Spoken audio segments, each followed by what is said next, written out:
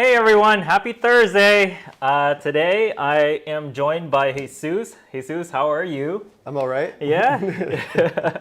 I think this is your first time joining us, yes? Yeah, I don't know. You guys just found me on the street, told me to be YouTube famous. No, I'm just kidding. Yeah. Yeah, I'm Jesus. I work here in the shipping department. Anything you guys buy, I help box it up, or any of the machines you guys purchase, I help get them palletized and freighted out to you guys.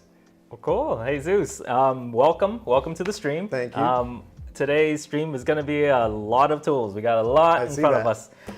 For everyone who is tuning in, happy Thursday.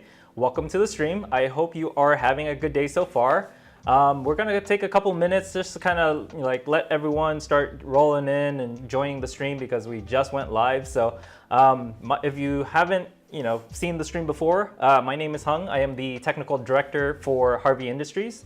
My job is technical work. So all the tools that you kind of see that we put out for Bridge City or for Harvey has some input from myself, from designs, documentations, questions, feedbacks from customers. The changes that you see will also be something that I influence a little bit here and there. You told me before too that John personally showed you how to use each of these tools, correct? Yeah. So Bridge City, which is our hand tool product line, versus like Harvey is our machine side of the business. So all the if you ever go to harveywoodworking.com, you'll see all of our table saws, our band saws.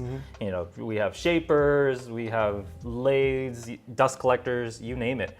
When you go to Bridge City, which is here, bridgecitytools.com, you'll see all of our hand planes. You'll see all of our layout tools like tri-squares, miter squares, gauges, some like multi-tools, you name it. Yeah. I see all that stuff every day. We got it all over the warehouse. I know. So you're familiar with it from the outside, so from probably from the packaging wise, you've seen the boxes, definitely, but never really handled the actual product. No. So today is going to be a pretty good learning experience for you and for anyone who's tuning in and watching for the first time. And I hope you enjoy these kind of content or these streams. Our channel, YouTube, our Harvey Industries INTL channel, is to help inform, educate, and kind of teach people woodworking and a little bit about our tools. So welcome. You're going to be learning a lot of new things today. Let's kind of dive in and start kind of talking about what we have in front of us. Yeah, let's kind of start there. If you see kind of everything that's laid or kind of spread in front of us, this is to this day all of the Bridge City hand planes that we make by Harvey. To give you a little bit of a history, Bridge City was a company that was started in 1973, because we are celebrating our 40th anniversary, by the way. This is our 40th year of Bridge City being around. This company was started by John Economaki. You've met John before. I've met John. Yep, and I've been met and talked and worked with John for quite a lot. And in 2018 is when Harvey purchased Bridge City or acquired Bridge City. And since then we've been producing John's tools, which is what we see here. And this is from 2018 till now, this is everything you see that we've made. There's a lot. You want to do like a head count real quick and see how many planes we made? What do we got? 3, 4, 5, 6, 7, 8, 9, 10. Well, these two are one. So it looks like we got about 9 planes right here. Yeah, so 9 different variations. Well, yeah. You got different variations in colors too. So technically, we got 1, 2, 3, 4, 5, 6, 7 of types of planes, but that one specifically has 3, variations in colors. Yeah. Yep. So, plus, there's a lot of different weight to them. Like this one right here feels really light, whereas this one is just really hefty. So same design, but different types of material used between those two. And we'll kind of dive into that as we get in more and more, trying to answer all the questions and everyone. Right. And if you guys have any questions, please drop your questions into the chat if you're watching this live. If you are watching this afterwards, and you have any questions or anything like that, leave them in the comments. If you like our, the content that we make, go to our YouTube channel, support us. Hit that like button, hit the subscribe button. We do this stream every Thursday at 3 p.m. Pacific, so 6 p.m. Eastern time. For this week's stream, we are talking about all the hand planes that we offer for Bridge City Tools. So before we move on, though, do we also have an Instagram? Maybe people could tag their hand planes that they bought from us recently? Yeah, Harvey Industries INTL is our handle for not only our YouTube channel, but our Instagram. Cool. If you go on our Facebook, it's also Harvey Industries or Harvey Industry International, which is INTL. Shorthanded.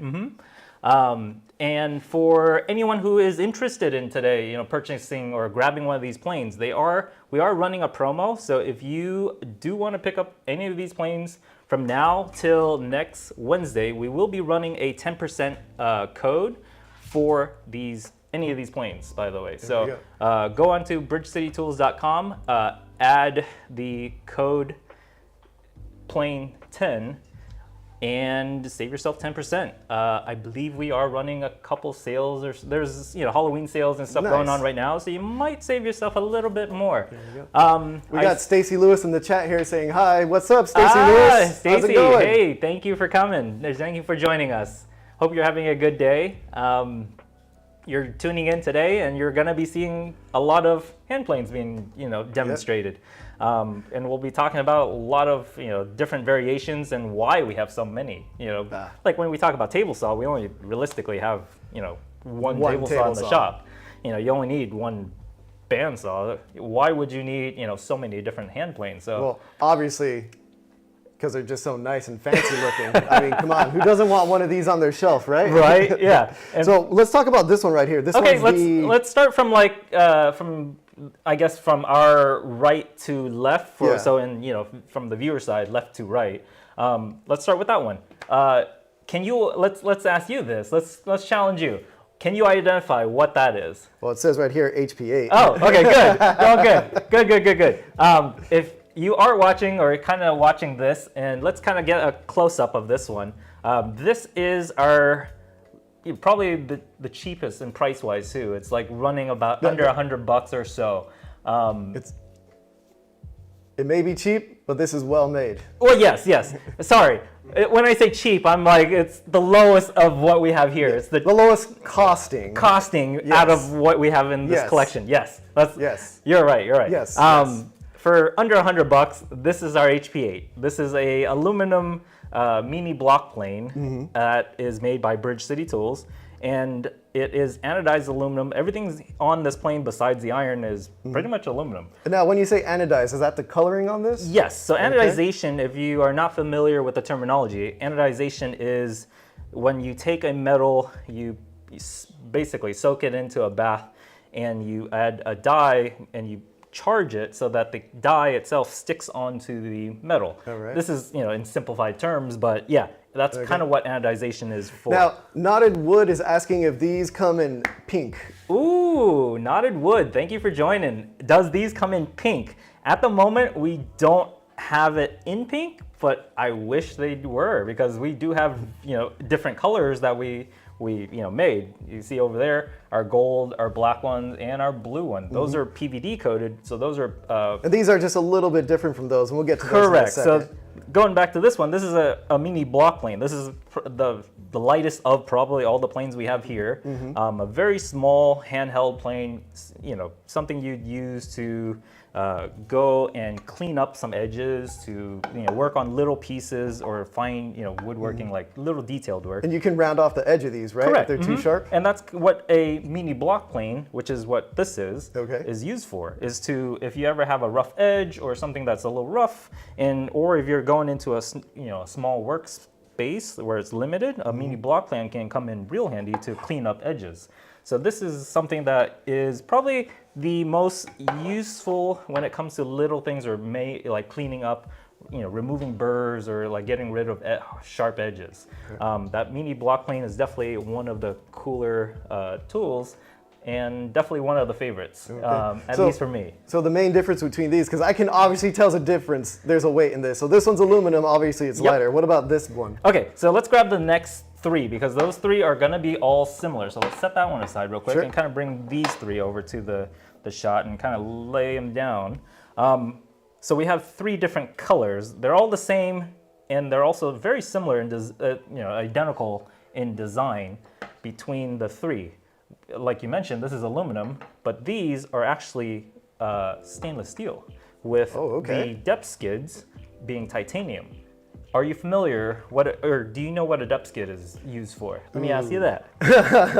Like I said, well, I'm guessing you could use it as a little fence or whatever, because you could drop down the one side and it'll help brace you against your wood as you're going across. You could do it that way, but what a depth skid is used for is for thickness planing. So if I'm trying to cut a piece to a specific height or thickness, I can use those as a guide to do that. And what I'll need is a little Allen or hex key. While you're looking for that, STL Woodworking, how's it going?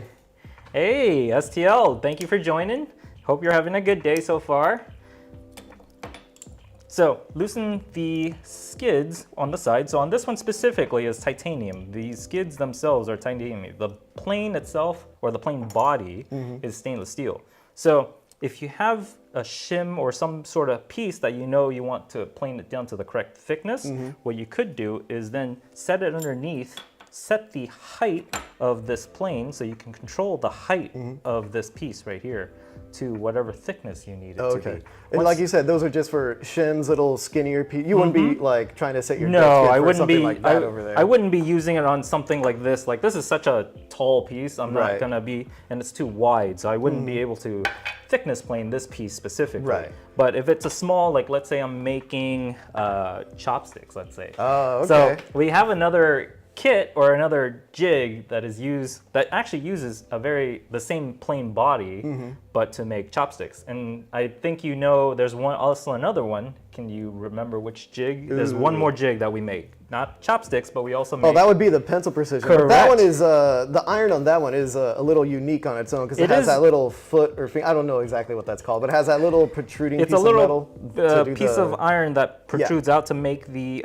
groove for the pencil lead. Yes. Yep. But design-wise, it's actually very similar to plane body-wise. Is actually very close. The Chopstick Master is probably the identical in the sense of the plane body, but the iron or the skids themselves are different, because on the Chopstick Master we are making chopsticks where we're tapering a piece down. Yeah. We'll do another live stream and we'll kind of talk about the Chopstick Master more in depth. If you guys want to see that, definitely let us know. But these are probably, specifically these, which are our HP6 FX, these gotta be my favorites. Okay, I was gonna ask you that too. Definitely one of my favorites. Is it because they're just so heavy, or is it because they're good cool weight? looking? Yeah, well, besides it being very cool looking, the weight. I love, a block plane or a mini block plane that is, has some good weight to it, because when I'm working, or if you are working with, when you're using a hand plane, weight is very good to have. And the reason for that is you let the weight of the iron or the plane apply pressure, so you don't have to push down while you make your cut. So in this case, I can round my edges. I can just let the plane. It'll save you a little bit of hand fatigue, is what you're saying. In the long run, it does help a lot in fatigue-wise. I don't have to keep pushing or applying pressure to, do what I need to do. Right. Vice versa, being too heavy might be a counterproductive, because now you're fighting the weight of the plane and not the, it gives you less of control. You kind of have to be more of a muscular, or someone who's able to handle that kind of weight. So yeah. So we got Darth Bombadil in the chat asking, which color of those planes is the best / your favorite? Okay. Well, let me ask you, what would be your favorite out of the four? My personal favorite would have to be this blue one right here. Why blue? Any? I just like the way that the color is in general, just blue, but also just the way the light kind of bounces off of it. Oh yeah, and the blue on gold contrasts really well, or kind of goes really well with each other, like similar to the black and blue one that you see here. I like the gold one the best. You like the gold one? I definitely do like the gold one. This one does look like a block of gold. If you ever see these in person, they are amazing. The weight, the feel, the actually handling or holding them in your hands, they feel really nice. They got good weight to it. Definitely one of my favorites. Again, There like we go. 10 out of 10, I would definitely want one of these. They're definitely not on the... Well, Darth Bombadilla's on my side because he's also loving this blue color as well. Team blue. Team Okay, blue. okay. Yeah.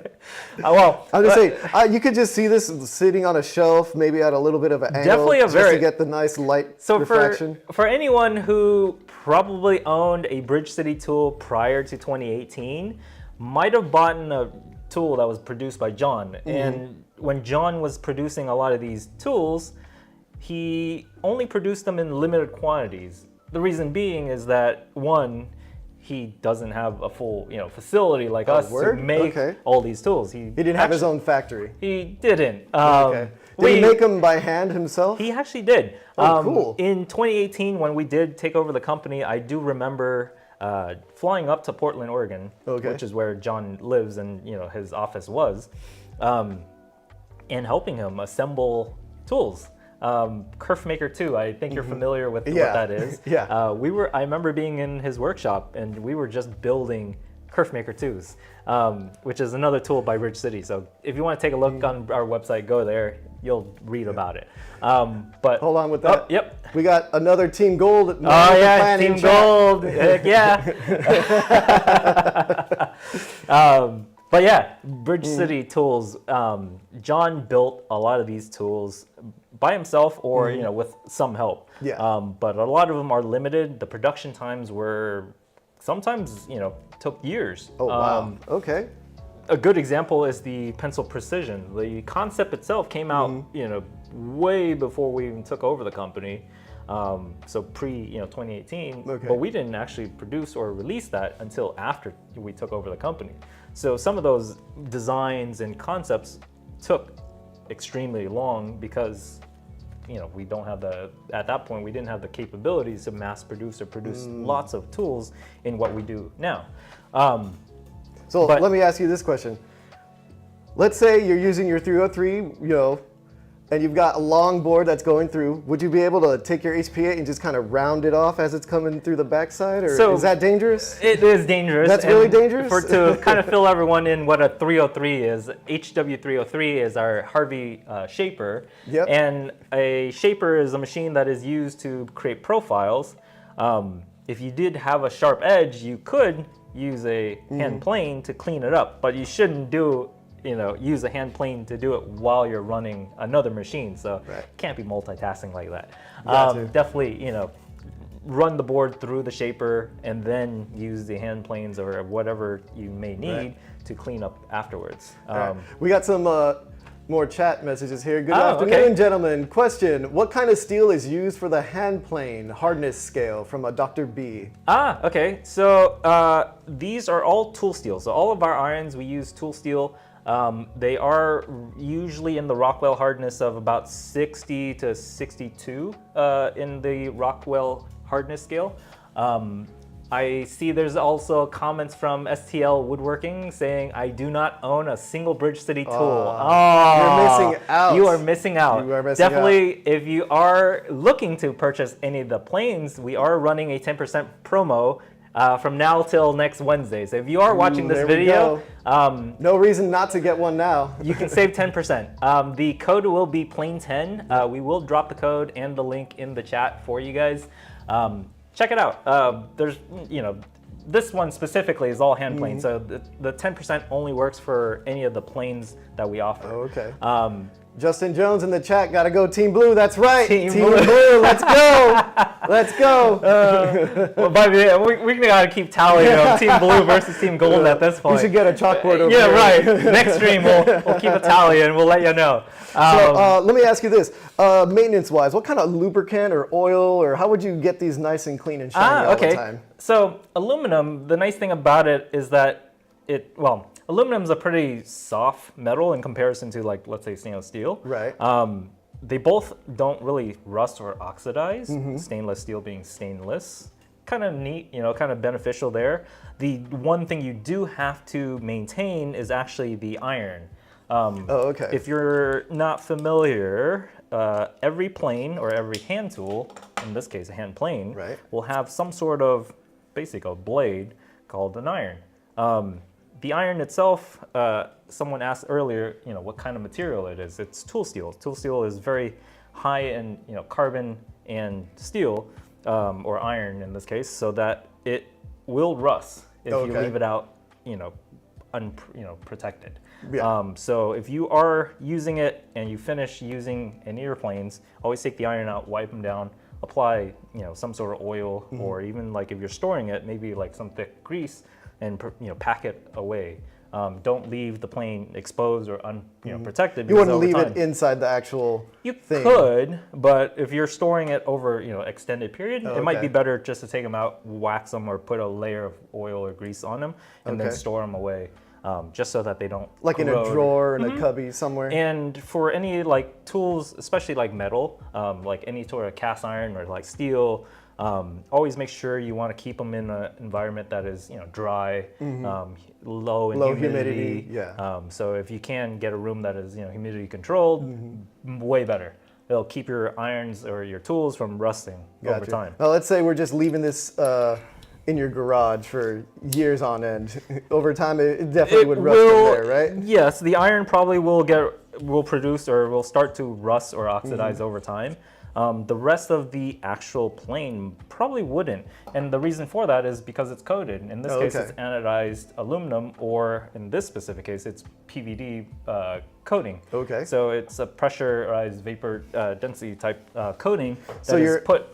So your actual cutting edge is what's going to rust over time. Correct. This whole thing will just look nice, the shiny, exposed metal or pretty. the iron itself is going to rust, but the rest of the plane will definitely not. Got you. Yeah. All right.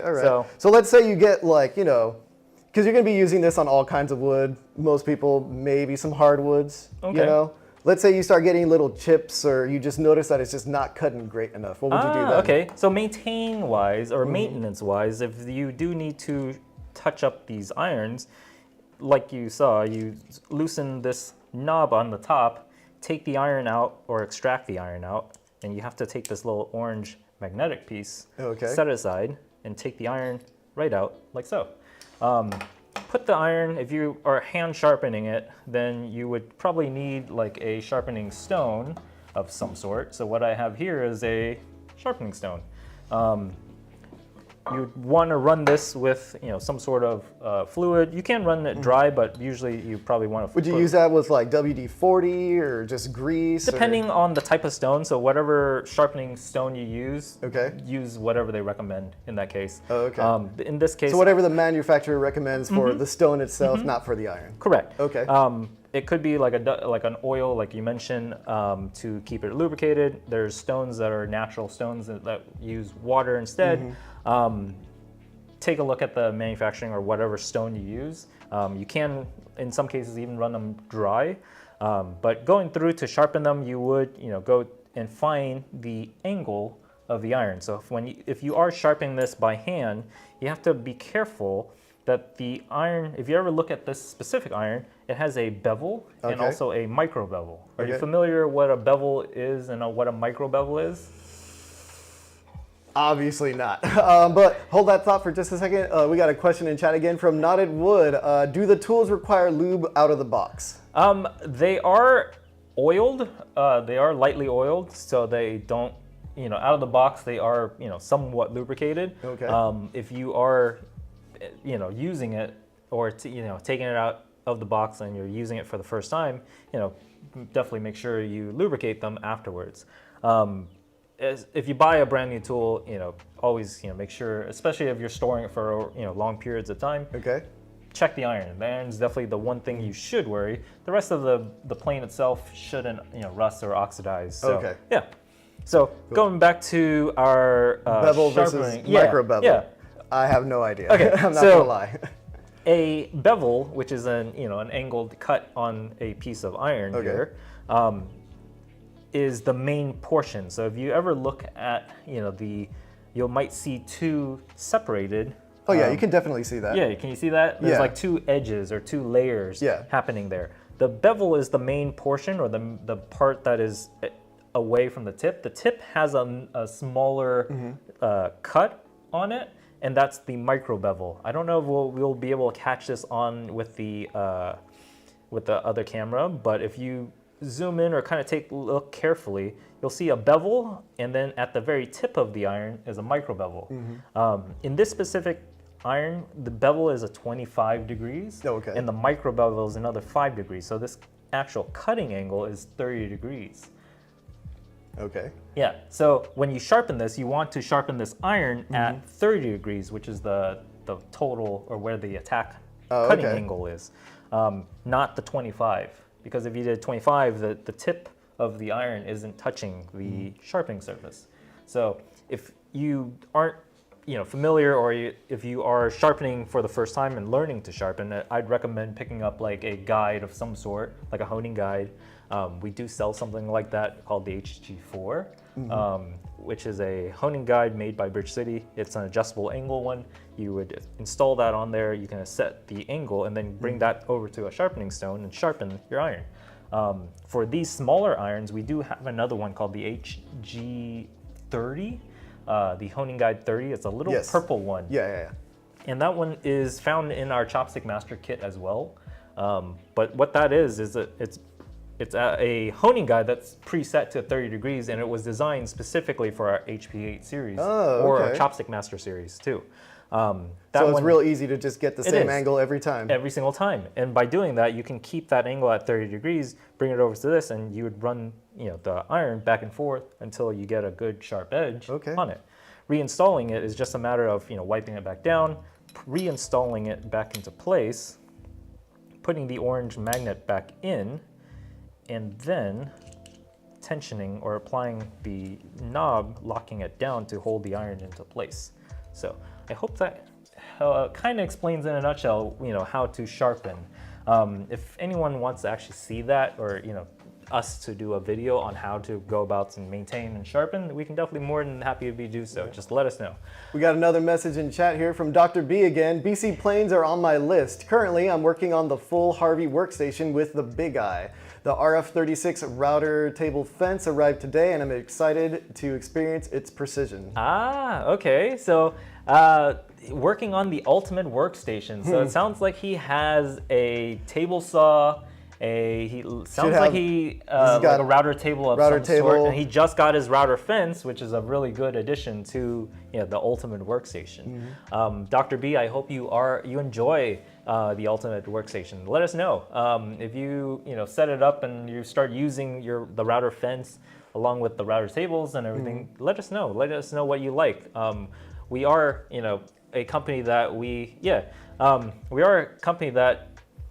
listens to our customers, and customers' feedback is very crucial, especially for like my work, or my line of work, which is technical. And you know what, Dr. B, once you got your whole workstation complete, why don't you take a picture of it and tag us on Instagram? Yeah, send it to us on Instagram or Facebook. Harvey Industries INTL is our Instagram handle, or Harvey Industry International is where you can find us on Facebook. But if it's like one of those things where customer feedback is what helps us influence or make some of these tools or make some of the changes to some of the tools. So Dr. B, I hope you enjoy that ultimate workstation. Let us know what you think, and we look forward to kind of hearing from some of our customers. I do want to see those pictures. Yeah. I think we got some more comments or questions coming in here. Let's take a look. Okay. So Dr. B says he got the 4 horsepower, so the HW110S with a 36. Okay. 36 would be it could be our tin model. Is it a tin or a plain finish, Dr. B, if you can answer that. But it is our 4 horsepower table saw made by Harvey. And that is definitely probably one of my, table saw wise, definitely one of my favorite in the shop. We use the 4 horse all the time here at the shop, so yeah. STL Woodworking again in the chat asking, okay, I have to ask an update every Thursday, LOL. What is the ship date on the Big Eye? I'm ready for it to be here, LOL. To be honest, I am not quite familiar. I think we are on a delay at the current time. I believe we will be following up with the latest updates. I know on our last week's stream, Samantha or Sam said that we shot out a bunch of emails to kind of keep everyone in the loop of what is going on with the Big Eye. But let me follow up on that, and I'll probably let everyone, all the customers who did pick up a Big Eye, give them the latest update. We do apologize. That is one of our newest products that is coming out right now. Everyone's really excited. Everyone's excited about that. Even if you're at HWFS in Las Vegas, a lot of people got hands-on with it. So, it is exciting. Yep. But let's get back to these hand planes real quick. So this one right here is a 6. Is that a 6? Here, help me set that aside real quick. Yeah. We'll just put these back right here real quick. I think it says, this one's the 6 FX. So this is our HP6 FX. This is do you know what the full name of what this plane is? Not off the top of my head. Okay, so this is our HP6 FX. This is a mini multiplane.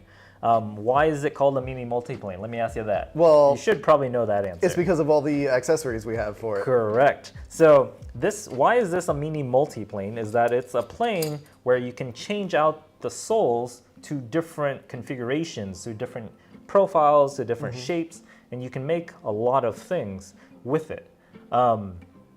From crowns, diameter crowns, which is a rounded edge, or like a radial or radius crown, which is like a rounded corner. Oh, okay. You can do grooves, so you can cut into a piece of wood and create a tongue and groove, which is basically when you got one of those there, don't you? I don't have a tongue and groove cut out, but if you imagine two pieces, a tongue is basically a piece that's going to mate up against a groove, which is a slot. Yeah. So if you ever imagine for jointing, like hardwood flooring, when you do lay out your hardwood flooring, there's a tongue or a piece that will mate up against a slot called a groove. So when you put the two pieces together, this plane actually can cut the groove side to allow you to mate the tongue piece together. So with hardwood flooring, I know sometimes they'll snap in. Will that make that groove so that they'll snap in, or will you need to use? Oh, and that's what a tongue and groove is. Oh, okay. So if a good example is like hardwood flooring, even like the boards you kind of see behind us for the slat wall, actually has a tongue and groove. They actually have slots and a groove and a slot for a tongue to mate up against each other. So that's one of the profiles that we did carry for this. Out of the box, if you bought the HP6 FX for the like the basic kit without the accessories, then you get the rabbit setup. So this is a rabbit plane. Let me ask you this: do you know what a rabbit plane is? No. Okay. So do you know what a rabbit is? I know the animal, the rabbit. Not that kind of rabbit. So a rabbit is actually a step or a notch that is cut into a piece of wood. Okay. And you usually will be going along the grain when you cut this. There is another tool, which is our shoulder plane. And are you familiar what a shoulder is? That's part of the, what is that called again? No, not your miter cut. But it's part of your joint, like it's kind of, it's this thing right here, right? That's your shoulder, right? Good. Right there. So when you are cutting out a tenon and a mortise, which is a hole that mates up the tenon side, what you have along the bottom here is a shoulder. Yeah. Imagine like this is your head, this is your shoulders.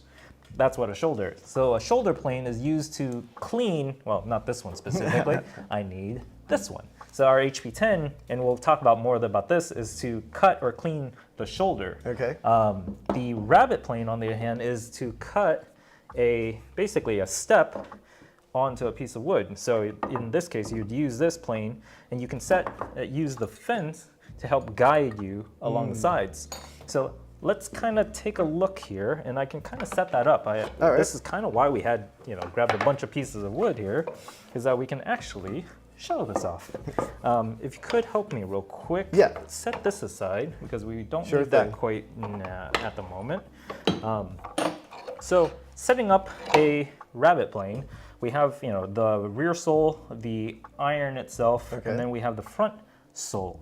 There is a scoring blade as well, so there is a like a D-shaped score blade at the front. What's that used for? So the purpose of a scoring blade or the scoring piece is to basically mark a line or score a line on the grain or along the grain pattern so that you don't reduce the tear out from happening. So you don't get any splinters on the side you don't want. Okay. So when you're going in and setting this up, you'll want to, let's say I'm working on this side, I will want to use my fence to help guide it. How do I do that? I use these basically pegs, install this so that I can put or install my fence onto this. So screw those in like so, right? And then from there, add my fence.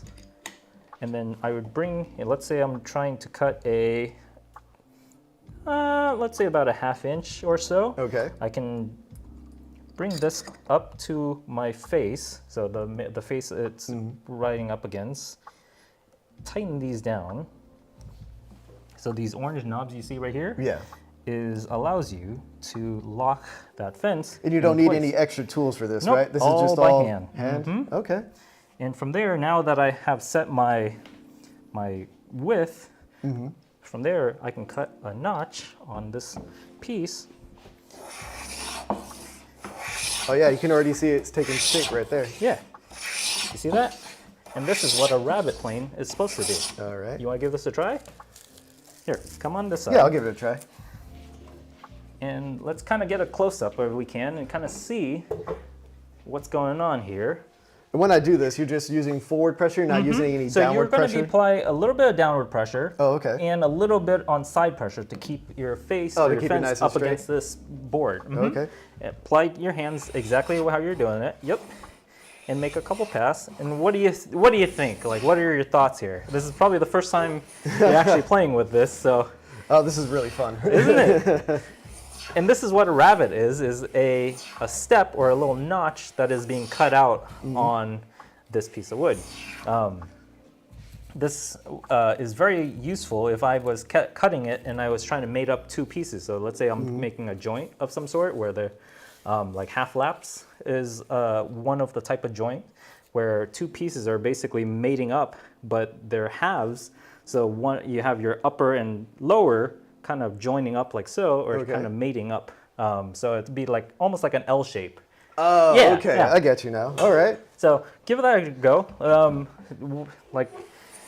And if you are, using a hand plane, you kind of want to set the iron or the depth of cut to be relatively, depending on the hardness or the type of wood too, and the grain patterns. You'll want to take a look and see how aggressive it is cutting. Like right now, I have a relatively shallow. I can see how paper thin these are. It's almost paper thin. If you ever need to make any adjustment on this specific plane, you can adjust the knob that's located right above here, and that will push the iron down or make it more aggressive. Or if you go counterclockwise, it'll retract the iron up, decreasing the depth of cut. So that's what the HP6 FX, out of the box is supposed to do, make a rabbet. Yeah. We got Justin Jones in chat again saying, love seeing it in action. It's really fun to use. Definitely is one of I'm not going to kid you. It's really fun to use. And I'll let you use that while I kind of talk a little more about this. I can't say all, I say most of our planes will have some sort of thickness planing feature. So like the HP8, the HP6 FX also has a depth skid. Okay. So I could take that fence off and mount depth skids and do thickness planing as well. Oh yeah, right here on each side? Oh, okay. So that is one of the nice, probably on the larger side of planes. It's like a medium size. It probably would be one of my favorites. It is a very heavy plane in comparison to some of the other ones. Like this HP9 is very light in comparison. I was just going to say, this is very hefty, very sturdy. When you pick it up, it has a really good... So then, what kind of metal is this made out of? So the body itself up here is stainless steel. Okay. And the soles, the bottom pieces here, are brass. The iron, again, is a tool steel, and the knobs that you see up here are aluminum, anodized aluminum or chromed aluminum. Okay. So the fence also is aluminum right there as well. So this is anodized aluminum. So various different types of metals going on there. But the first HP6 was introduced way back. I want to say it was introduced back in 2004, I want to say, by John. Okay. So are we reintroducing this one? We did. The HP6 V2, which is another like variation after that, came out, I want to say, around 2007. And that was when John started utilizing aluminum and brass for those planes. Ours, the HP6 FX, is stainless steel and brass. So the 6V2 and the FX version are very, very similar, just in differences in material. Okay. John introduced, so all this, like I mentioned earlier, the soles themselves can be changed out for the different profiles. And I want to say right now we carry about 14 different variations. Four different profiles, but 14 different variations in sizes. From going, and let me grab this board real quick because I'm gonna have to show, we're gonna set those away. And could you lift that up real quick? Yep. So if we take a look, there are a couple things that you can do. So a diameter crown, so on this specific edge right here, I created a rounded edge called a diameter crown. If I'm making a radius crown, it would mean that I'm going into a corner. So if, let's say this was a table edge, I'm just rounding off the upper side. So a radial or radius crown is the other way the other thing that it can do. We also mentioned like tongue and grooves. So this one can cut grooves, like how you see like slats or like hardwood flooring where they have mating slots. The last one I want to say that we carry is a V groove, so a 60 degrees and a 90 degree V groove. 60 degree V groove is used for when, if you can grab those two white pieces, So let's say I'm making a joint or some sort of joinery and I'm joining it up, and let's say I cut this kind of sloppy. What I could do is intentionally cut a 60 degrees basically a bevel or a little edge into it and make it look like I did a pretty heck of a good job. So that's what a 60 degree sort of hiding V your groove. mistake there. It's a way to hide your mistakes, by the way. It just makes it look more appealing. So instead of it looking like this, I could intentionally cut a slit into it at a 60 degree angle to hide some of the flaws in woodwork. I just want to point out this feels really smooth after cutting it here. Benefits of a hand plane is if you have one with a very sharp iron, you will get really good finishes out of it. On machineries, if you're cutting, let's say with a bandsaw, and sometimes even with a table saw, the blade's not a good sharp blade, you might get some really poor or some really rough cuts, which require see that rough cut right there. So you can see some rough cuts, then you'd have to go back and clean it up with like a sander, or you spend more time sanding it down. With a plane like this, with a good iron or a sharp iron, you can actually go in and get some really good finishes right out of the bat, without the need of sanding or doing any more additional finishing work. The last profile, the 90 degree V groove, is actually used to make literally 90 degree V slots, and that is more of a visual appeal. So those are used in different types of frames, different moldings. If you're doing a jewelry box or something, and you want to cut little slits and slots into it, a V groove actually is used for aesthetics in that sense. So yeah. And just to kind of let everyone know, we are going to take a quick intermission break to kind of get some equipment and change out and set up for the next segment, which is going to be probably our larger planes here. So we will be back in a few minutes, and we will have more exciting things to show you. So we're going to take a quick cut right here, and we'll join you in a second.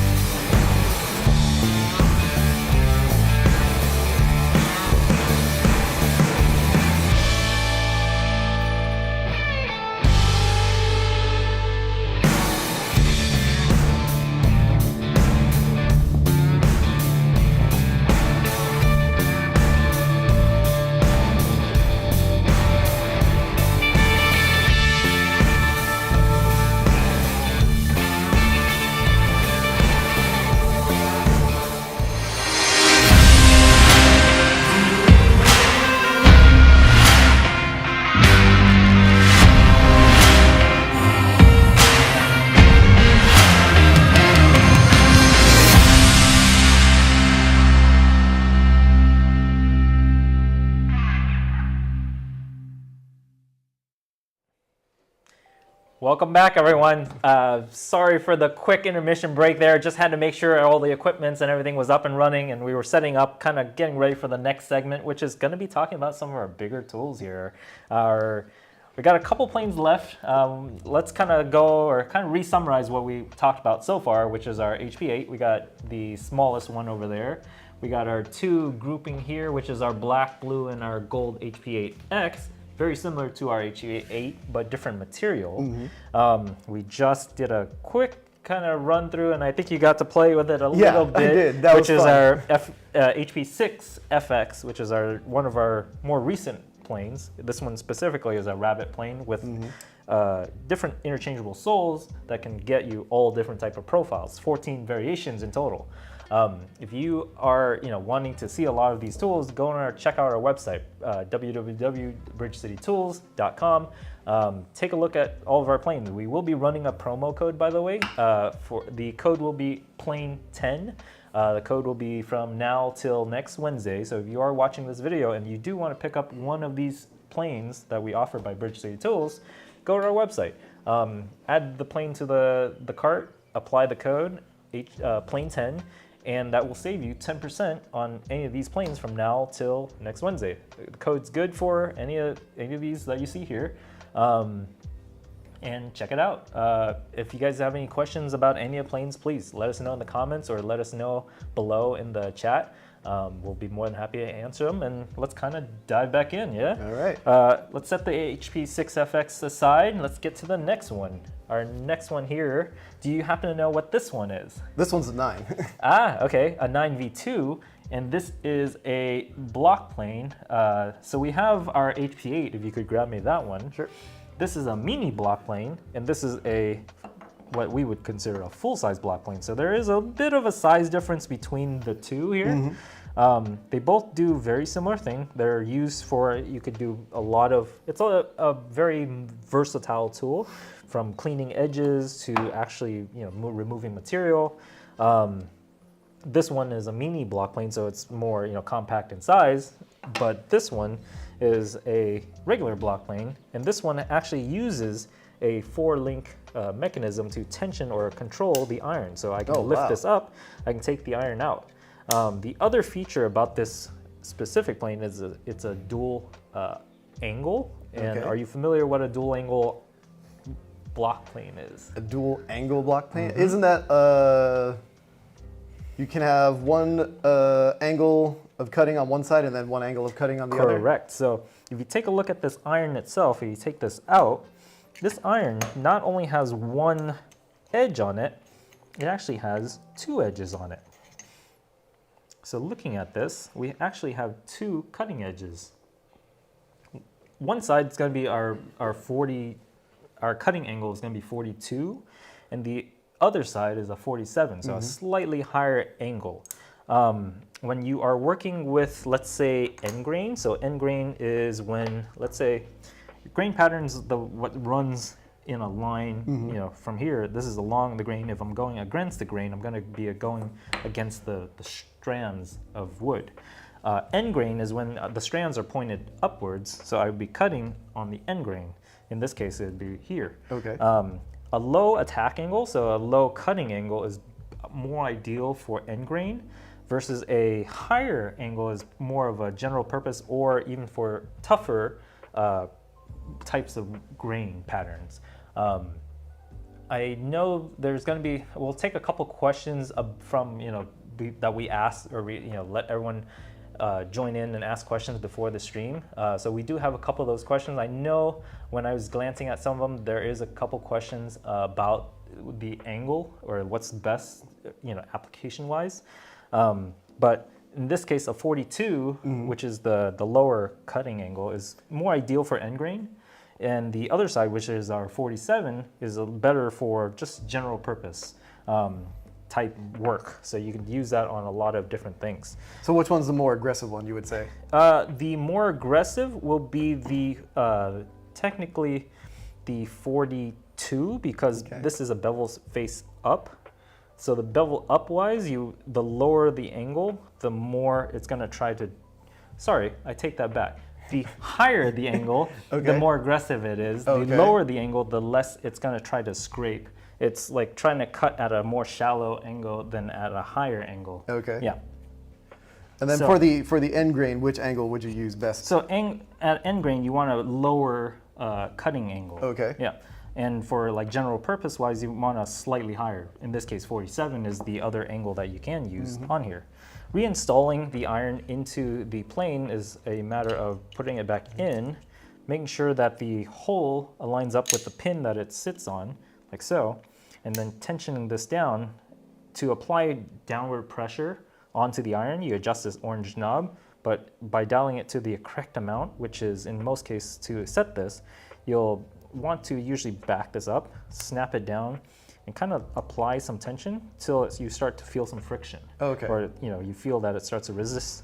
From there, lift this end cap up, and then apply maybe like a quarter turn to maybe a half turn more, just add a little bit more pressure, and then you'll hear a snap when you lock it down. That's when you know that's going to hold it in place. That's usually when you want to. That's where it would be probably most ideal. If you need to, then just add a little more if you're still getting the iron to move or kind of cant. You see that wiggling in there. Okay. And when we talk about wiggling, we're talking about the iron. Let's say this was the iron canting from side to side. So if I can correct the canting of the iron by adjusting or pivoting this knob back here. And you can kind of see. Oh yeah, it's wiggling in there. The iron can actually also cant as well. So if let's say I was sharpening my iron and my iron wasn't quite straight all the way across, I can cant my iron or shift it a little bit to get it to line up perfectly straight as well. Okay. So that's kind of what canting or adjusting this pivoting feature is for.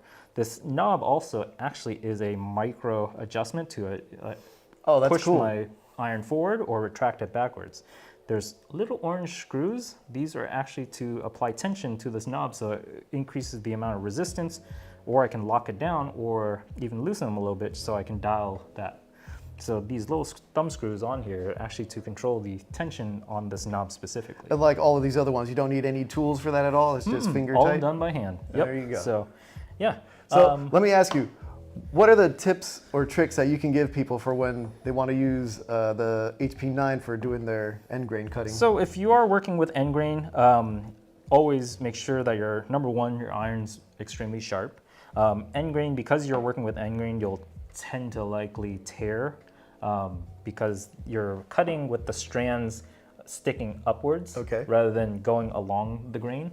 So does that mean they want to tear and rip? They will try to tear and rip and tear out, or in this case, you might usually in the corners or the edges of the pieces is where you might see tear out.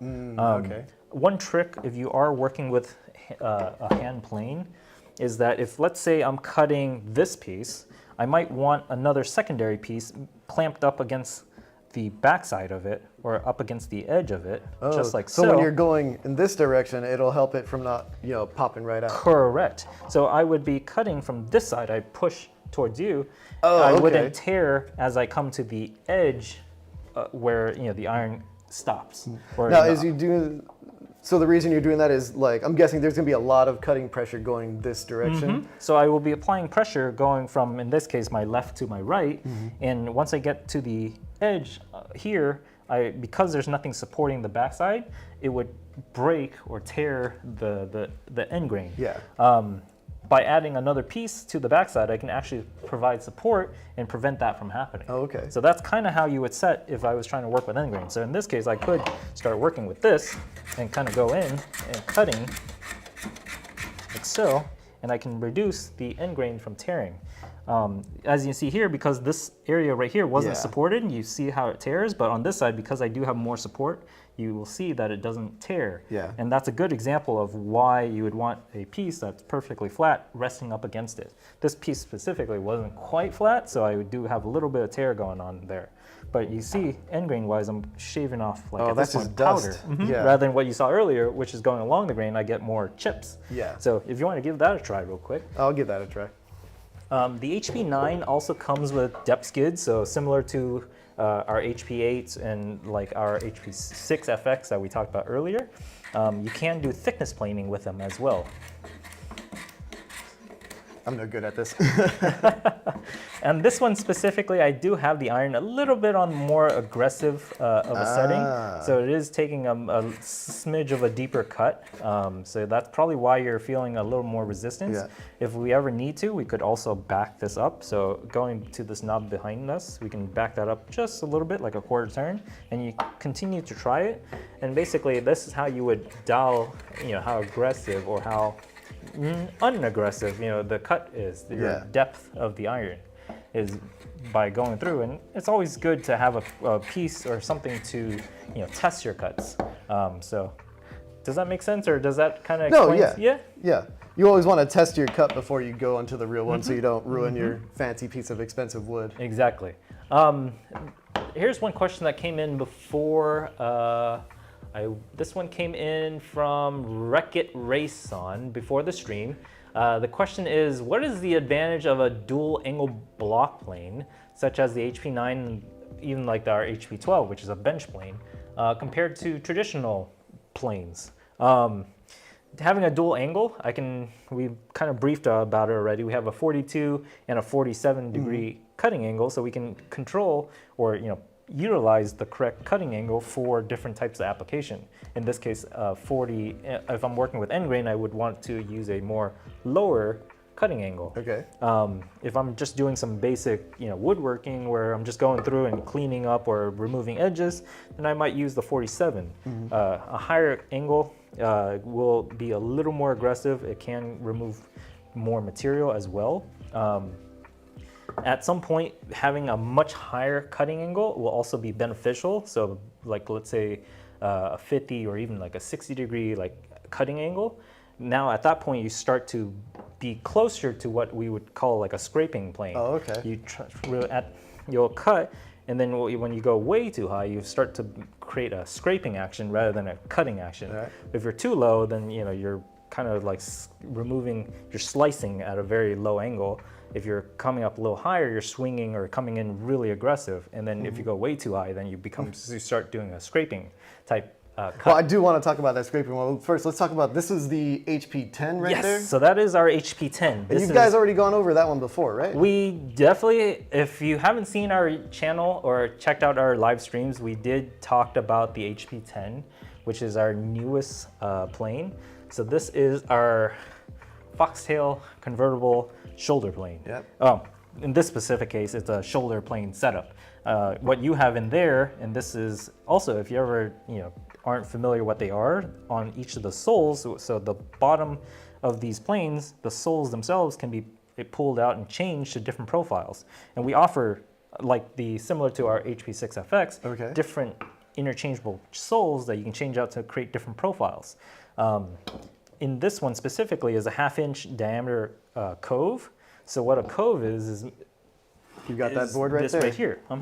So on this board, what I did was I cut a cove, exactly like so. It's a circular indentation called a cove. In this case, it's a 1/2 inch in diameter wise. Okay. Yeah. So to cut a cove, you have this where the sole itself is rounded, and the iron itself is almost like an ice cream scoop or like a spoon digging out a channel. And then would you use depth skids on that, or would you just go at it? So on these specific, on this specific kit, they do include depth skids. So you could install depth skids on the side to help maintain your straightness in relation to the board. So here, let's do that. If you could take those two out and kind of switch over to this, maybe put this in. And let's give that a try. So this should be pretty set up, or pretty well set up already, or tuned. So take a couple passes of that and let me know what you think.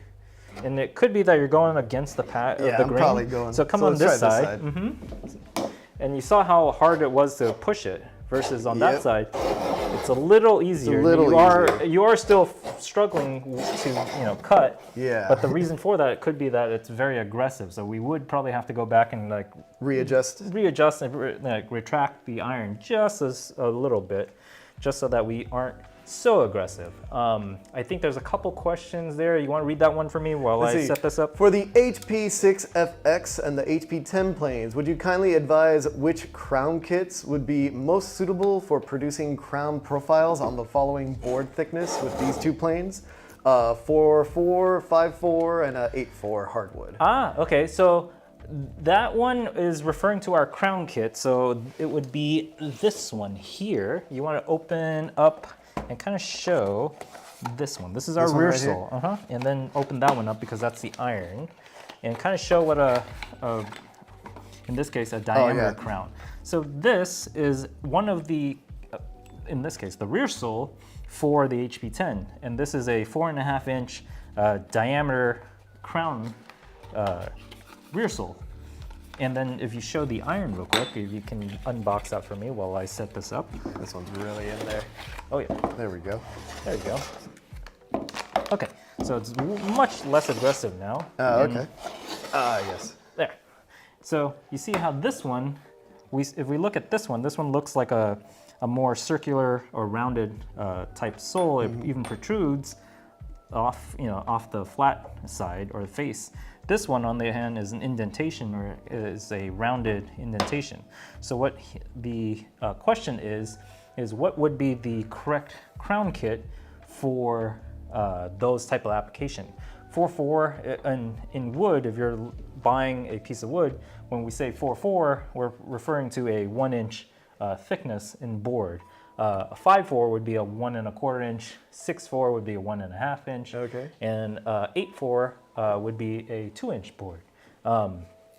So the HP, in this case, a 4.5 inch diameter would allow us a 2 inch radius, or basically what you are usually measuring is you're gonna measure the thickness of the board, figure out what that is, and then create a radial that is almost identical to the radius of that thickness. So from edge to edge. Okay. And so a 4.5 in this case will get you about a little over 1 3/4 of so, a little shy of about a 1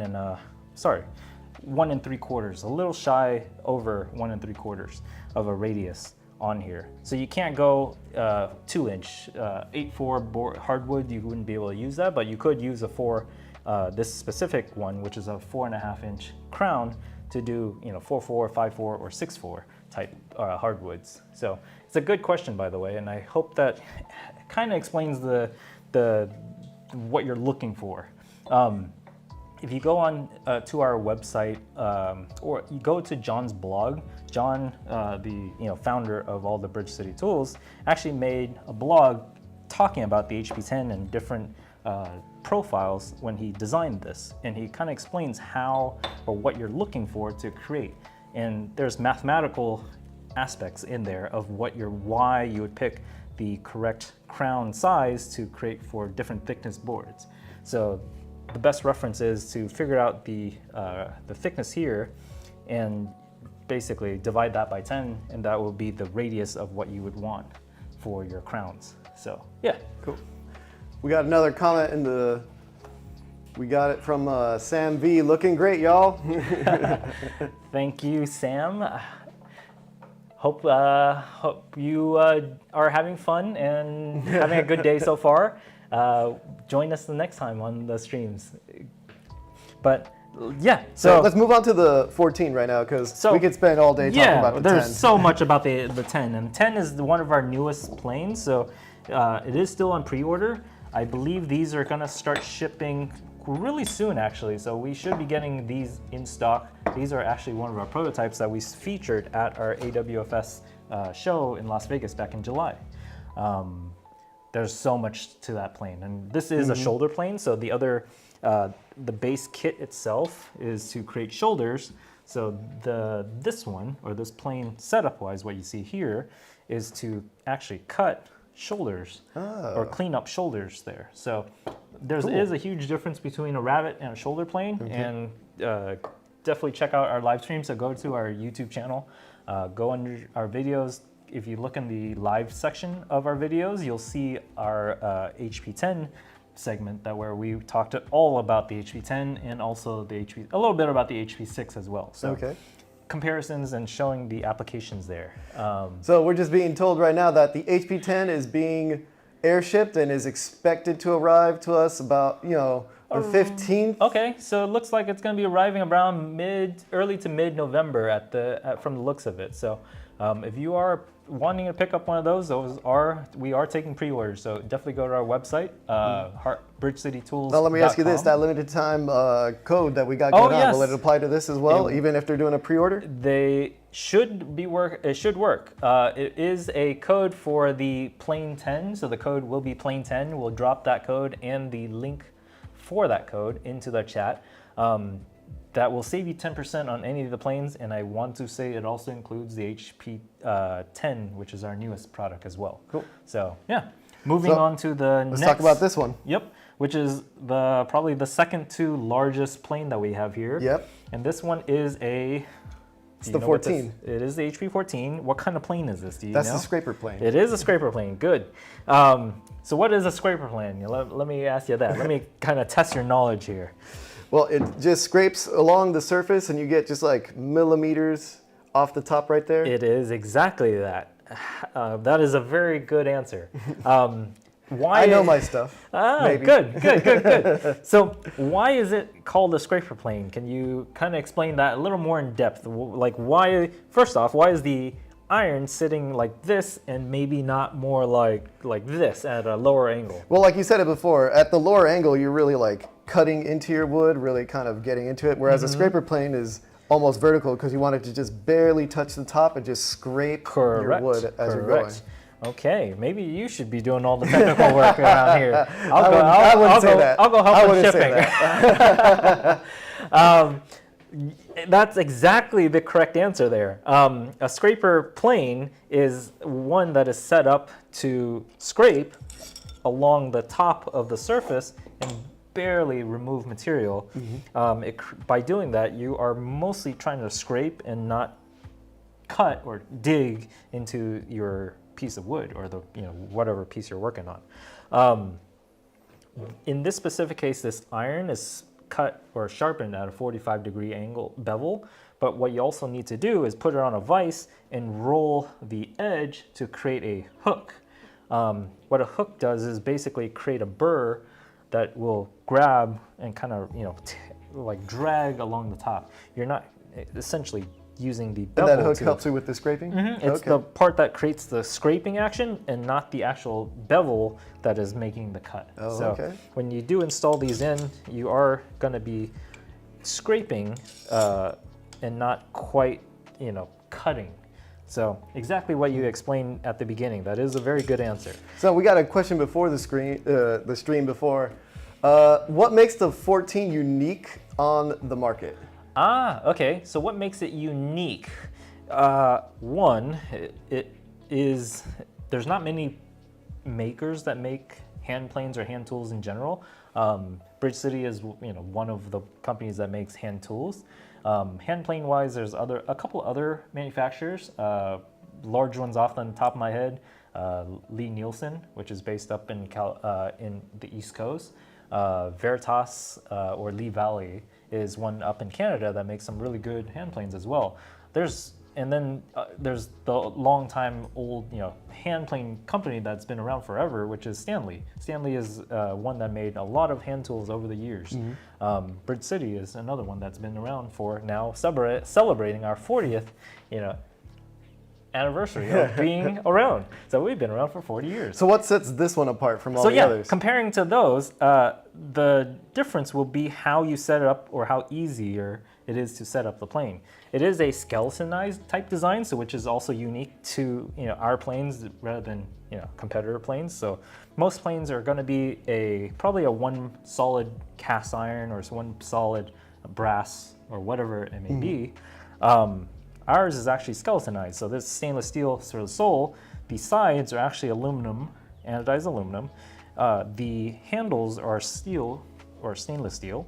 The knobs here are anodized aluminum, so a lot of different types of metals here. It's a much more ergonomics-wise, it is a pretty nice ergonomic design. Adjusting or setting up the iron is on all these planes are relatively can be a little tricky. The best way that I've found to do this is there's two methods that you could do it. One is to shim the underneath side by, let's say, about 2/1000ths, because you want the iron to barely protrude off the bottom. The other way to do it is, whoa! Let's not drop the iron. Let's not do that. Let's not do Let's that. not do that. So don't drop your iron. That's probably the first thing you shouldn't do, but it can happen. Yeah. And if that happens, you might chip your iron. So please be careful. But that's usually a wake-up call. Yeah. Don't do that. Don't do that. Now, let me take that away from you right now. And let's sort of move on to the HP12. Setting it up real quick, let me show you. If you are setting this up, you will want to lay it on a flat surface.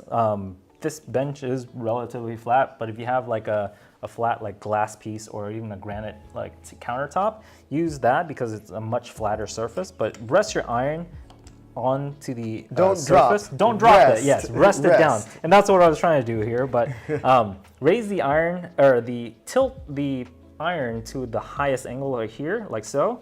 And what's that angle right there? So the highest it will go is 88 degrees. Okay. And it'll go all the way out to 117.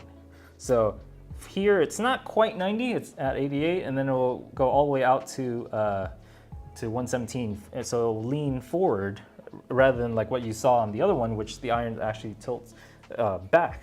So here, what you'll do from here is actually loosen, there's two orange knobs that you see here. Yeah. You'll loosen the one on the rear counterclockwise, and this will push your iron or allow it to tilt forward. So it's a matter of adjusting the angle. So if I, let's say, just loosen this all the way out, I can tilt this all the way forward. And as I tilt forward, the iron itself will start to protrude off the bottom more and more. So that's the best way if you're trying to set this up for the first time and you don't know what your scraping angle is. You'll set the iron in there, make sure it touches the surface, the work surface, tighten that knob up, and then from there, dial the knob and allow it to tilt forward. If you found the correct cutting angle, lock the secondary, the one closer to the iron, right here. So that holds it in place. To keep it in place. So basically it acts as a jam nut to keep it secured. And from there, you bring it over to a workpiece and check, and you can hear it start to scrape and not quite cut. So what I'm doing is I'm literally just scraping off a little bit of material at a time. It's not going to be a very aggressive, and if I need to, I could make it a little more aggressive by doing the same thing, going a little bit counterclockwise to push or allow the iron to tilt forward or lean forward, and then from there, keep checking. And yeah, that's a scraping iron. Cool. Yep. So let's talk about this one right here. This one's the HP12. Last but not least, the biggest one we got. HP12. It is the biggest plane. This one's hefty. It is hefty. Do you know what kind of plane that is? Well, this one's also a dual angle plane, isn't it? It is a dual angle, but it is a type of plane. That I don't So we know. have scraper planes. We had a shoulder plane. We have a block plane and mini block planes. What is this? That I don't know.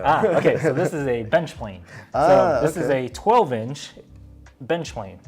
Not to be confused with HP12, but it's just a coincidence that we named it HP12. It is indeed about a 12-inch bench plane here. Okay. This iron itself is approximately, I want to say, about 2 inches in width. And this is a bench plane. And why is it a bench plane? Let me ask you that. Do you know what a bench plane is? I could guess. Yeah, do. Please make an educated guess. Well, I'm guessing with your bench plane. Why is it called a bench plane? Well, I'm guessing with your bench plane, you're putting it on your bench right here, and you're helping just sort of level out your uneven boards. Exactly that. So if I have a board that is relatively rough, or I'm trying to flatten it down, I would use a bench plane, or even sometimes a bigger type plane, a joiner plane, which has much even longer, or a base that extends all the way out to allow me to flatten something and keep it nice and flat. So I'm going to go through, and in this case, this board's relatively flat already, so I'm not going to be moving too much here, but I can make it a little more aggressive and then try to remove some more material. But the purpose of this plane is to allow me to flatten or make a flat surface. And why is the sole so wide, or long in this case, is to keep everything leveled to the flatness. So that's the purpose. I wouldn't be using a HP8. Oh, of course not. In this case, to that would take you maintain, all day. Well, to maintain a flatness, because I could move or apply uneven pressure where it could create a much deeper Little cut waves. here. And if I look in at the, let's say I'm using a longer board, I'd see maybe like waves, exactly what you mentioned. Having a bench plane allows me a little more control. It does have a little flatter surface, and I can actually flatten out and get a much more even surface. So that's a bench plane. Like you mentioned, it is a dual angle, so it does have, if you take the iron out, so similar to the HP9, if you unlatch this, you can take the iron out, and there is 2 angles on here as well. 42, 47, which is the cutting angle, not the iron. And then there's also another iron that it comes with, and that one is a 60 degrees, and also there's a scrub iron. It looks like a bunch of teeth. And that is used for when I'm trying to work on like patterns or a grain pattern where it's like really rough. Oh, okay. Scrub iron is basically almost like a comb. I'm like combing through the piece of wood and trying to remove material, but quickly. So that's what I would use. So that one would be more aggressive. Very, very aggressive. But it would remove material quickly, so it allows me to get to what I would need, and then from there I could use one of these irons to actually clean it up or get a much more smoother surface. So this one, is this made similar to the way the 14 is made, where this is a stainless steel grip right there? It is. So this is a stainless steel handle. The base or the sole is stainless steel. The sides are anodized aluminum as well as the knobs. The iron is a tool steel, so this will rust. Like all the other planes, the irons themselves are tool steel, and those are the piece that you will need to oil or clean after every use, just to make sure that they don't corrode or rust over time. So let me give this a yeah, feel give it a real try. quick. Oh yeah, this feels heavy duty. It is. You'll go on that side because I flipped the Oh, board you flipped around. it? The grain's going this way? The grain Oh, will man. be going this way now. Yep. Oh yeah. And it is a little, if you feel the surface is already starting to smooth out, Yeah. there's a little bit of roughness on this There's side. a little rough right here. Yeah, so what I'm gonna do is you can, kind of cant your angle, and then you can go in at a different angle and try to clean those up. Oh yeah. That's also really fun to do. That is, I'm not that gonna is. kid you. Oh geez. But isn't that cool? Yeah. Yeah. So that's what a bench plane is for. And so I guess at this point, now that you've seen all the different variations, and there's a good question there. Could you read that for me? See, can you describe the feel of the grip on the handle of the HP12 block plane? How does it differ in comfortability and usage from other bench planes on the market? From Okay. Nate Dog 2000. Okay, well, since this is your first time holding one of these planes, you describe what do you think? If you grabbed that and was trying to actually Well, I use am it- right-handed. Okay. But this feels really comfortable in my left hand, which is not my main hand that I use. But if I put that in my Well, right hand, if that was the case, then what you could do is what I probably had it set up originally. I'm left-handed, so I had to flip it around. But because you're right-handed, no, but it flip feels this comfortable way. in my left hand, which is my Now off try hand. it that way. And it feels comfortable in my dominant hand, Yeah, which is my try right it in hand. your dominant hand and let me know what you think. Oh yeah. There we go. That's really comfortable. Yeah, right? Okay, so to answer that question, how does it differ in comfortability and usage? Because this is a skeletonized design, it does still have weight. It is heavy. Yep. I believe this plane is close to about 5 pounds or wow. so in weight. It does have quite a bit of weight there. It's skeletonized so that it's lighter, because if we were fully like this case, this one is pretty heavy for its size, and this is because it's fully made out of stainless steel. We hollowed out specific areas, and FYI, if you don't know what this is a foxtail. John Yeah. cut out a fox little shape on here and made the the iron locking mechanism, the tail. fox tail. Yeah, so that's why that one's called a fox tail. But because that stainless steel, like almost nearly fully stainless steel, it can get very heavy. So by doing a skeletonized design, skeletonized or hollowed out handles, hollowed out body, a sole that's basically a sheet of stainless steel, we can control the weight. So design-wise, we want the handles to be, relatively comfortable. So we have like almost like a mushroom type, handle at the front for the front tote. In the rear, your handle has a curve so that you can, grab onto it like so. For people with slightly larger hands, then this is where the thumb screw or the knob might hit your fingers. Oh, I see. So there is a little bit of some interference if you do have bigger hands. In my case, I have a relatively small to medium-sized hand, so it is more comfortable for my specific, needs, and I do like these planes. So compared to others on the market, there are different planes using like wooden handles. So wooden handles could, over time, wear. It could break, it could splinter, it can be uncomfortable. It could be comfortable too, extremely comfortable if you actually find one that's the correct shape. This one, out of the box, it is a relatively comfortable plane. So what do you think? Like, if you let me ask you this, because I think you've mentioned this in the past before, or I could have just made it up out of my brain, I don't know, but you did say John suffered from arthritis, and so he designed these for people with arthritic fingers, so these feel really comfortable. And these aren't going to fatigue your hand, but I mean, let's say you're doing 5-10 hours with a hand plane, your hands are just going to get fatigued naturally that way. When you're pushing, or using a hand plane, you're applying downward pressure, you're pushing and pushing, over time, you're going to get tired, and it's going to start hurting after that, that, not the first board, but the last board is when it's going to start to, wear in. At that point, having a ergonomic or a more, design where it's comfortable in the hands can come in really handy. And John designed that so that it fits for him, so that he can combat his arthritis. Or like even myself, I do have arthritis, so having this is definitely very useful. So we are approaching closer to the end of our stream. Let's see if we have any questions that we can take real quick. Well, let me ask you this: out of all of these right here, if you had to only buy one for the rest of your life, can't have any other one, which one would you pick, honey? If we were to if I was to buy one and only one, remember, only one. Only one. Okay. I would probably pick.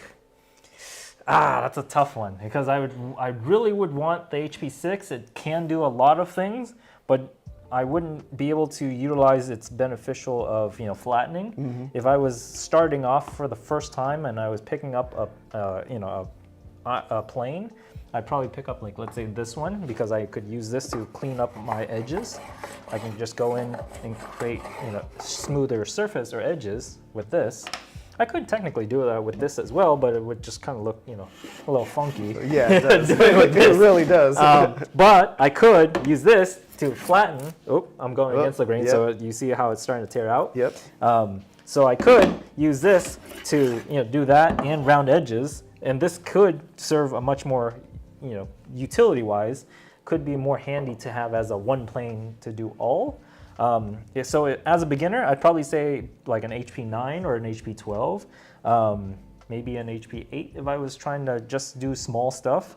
If I was more looking for specific profiles and trying to do different like shapes and stuff, HP6 all day, every day. Okay. We got some more comments in the chat here. Let's see. Team Blue. I'd pick Team Blue from Justin Jones. That's right. Team Blue. Let's go Team Blue. Let's see. Man with the Plan says Team Gold. I think we're dead even on that right there. Team Gold. There's also another question. Is the promotional 10% applicable to the Bridge City planes, or does it apply to all Bridge City tools? I see a lot of woodworking goodies on the website. Dr. B. Dr. B, for that code, the 10% only applies to what you see here on the table, which is our hand plane selection. It will not be applied to any of our other tools that you might see on the website. We will do more videos down the line, so if you definitely catch our videos, we do this every week, Thursday, 3 p.m. Pacific. Join us and you'll see. If you are looking for any specific tool, let us know and we can do maybe a stream next time and feature that tool, and you can definitely pick it up for with some discounts maybe. Stacy Lewis in chat says, one plane to rule them all, the HP12. Yep, there we go. Which is the one plane to rule them all, the HP12. Definitely one of the more useful planes, can do a lot of things. Starting off, I might not have something that I can use to flatten surfaces. HP12, definitely one of the better picks. All right. Yeah. Any other questions that we have here? With the upcoming holiday season, can you give us a sneak peek preview of the sales price would be for each of the planes? Which plane would you recommend as the best Christmas gift for friends? Which would be the best Christmas gift for myself? Okay, that's a good question, and that's a question that came in before the stream. I think we kind of answered what would be a good gift, like, bang for the buck. This is probably one of the better choices. For under $100, this does do a lot of things. And these do make great stocking stuffers. And they are great stocking stuffers. If you are willing to splurge for yourself or maybe a really good friend, maybe take a look at the HP12. The HP6 FX or our newest, the HP10, would be some really good rabbit or shoulder plane. Well, not that one. This is our shoulder plane.